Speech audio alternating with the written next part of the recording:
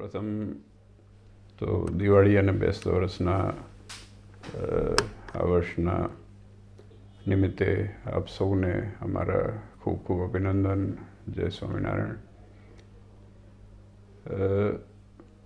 આવતું વર્ષ આપ સૌનું અને આપ સૌના પરિવારનું ખૂબ સારું અને મંગળ રહે એવી શુભેચ્છાઓ અને ભગવાન નારાયણદેવને પ્રાર્થના, સ્વામિનારાયણ ભગવાનને પ્રાર્થના કરીએ.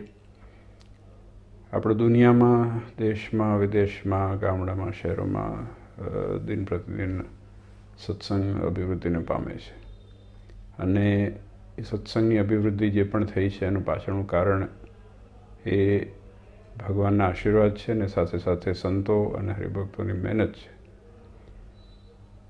We see a lot of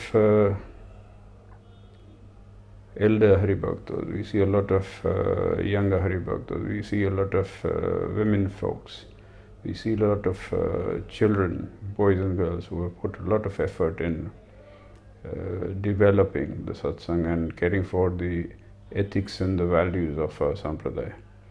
ઈચ્છા એવી કરીએ કે આપણે ભવિષ્યમાં આવતા વર્ષોની અંદર પણ આ જ રીતે ભગવાન રાજી કરવાના કાર્ય અવશ્ય કરી શકીએ અને હંમેશાને માટે ભગવાનને નું પ્રધાનપણું આપણા જીવનમાં રહે.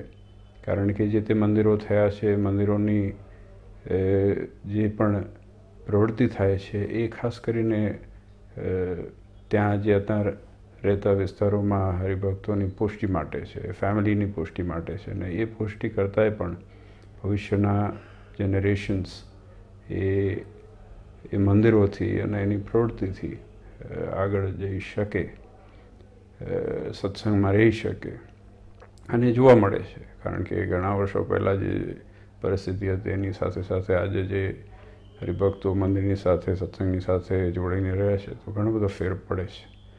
I just have my best wishes on all of you and my special prayers on the occasion of Diwali and New Year કે આપ સૌનું ભગવાન ખૂબ મંગળ કરે, હિત કરે અને દરેક રીતે આપનું શ્રેય થાય એ જ ઈચ્છા અને વિશેષમાં આ વર્ષે ડિસેમ્બર 24 to 28 એ આપણા નારાયણ દેવનો ઉત્સવ છે. સ્વામિનારાયણ ભગવાને સૌ પ્રથમ બાથમાં લઈ અને આપણને સૌને નારાયણ દેવ આપ્યા અને મહારાજ પોતે કીધું કે આમાં, આ મૂર્તિમાં, આ નારાયણ દેવમાં અને અમારામાં રતિમાત્ર ભેદ નથી. અમે આમાં રહીને નાના મોટા હરિભક્તોની મનોકામના પરિપૂર્ણ કરીશું. તો એ નારાયણ દેવનો ઉત્સવ આવી રહ્યો છે. તો અપેક્ષા રાખીએ કે આપ સૌ પણ એમાં ભાગ લઈ શકો અને પ્રત્યક્ષ આવી અને અથવા પ્રત્યક્ષ ના આવી શકો તો પરોક્ષ રીતે પણ મનોમન પ્રાર્થના કરીએ. કારણ કે મહારાજનું સ્વરૂપ છે અવશ્યપણે એ નારાયણ દેવના આપણે થઈને રહીએ, સ્વામિનારાયણ ભગવાનના થઈને રહીએ, દેવના થઈને રહીએ, એ જ મોટું જીવનમાં પ્રાપ્તિ છે એવું હું માનું છું. તો એ ઉત્સવ નિમિત્તે પણ આપ સૌને અમારું હાર્દિક નિમંત્રણ દેવવતી છે અને ફરી એકવાર આ નવા વર્ષ નિમિત્તે આપ સૌના પરિવારો ખૂબ સુખી થાય, સંપન્ન થાય અને ભગવાનની નિષ્ઠા વધુ વધે એના માટે મહારાજની પ્રાર્થના.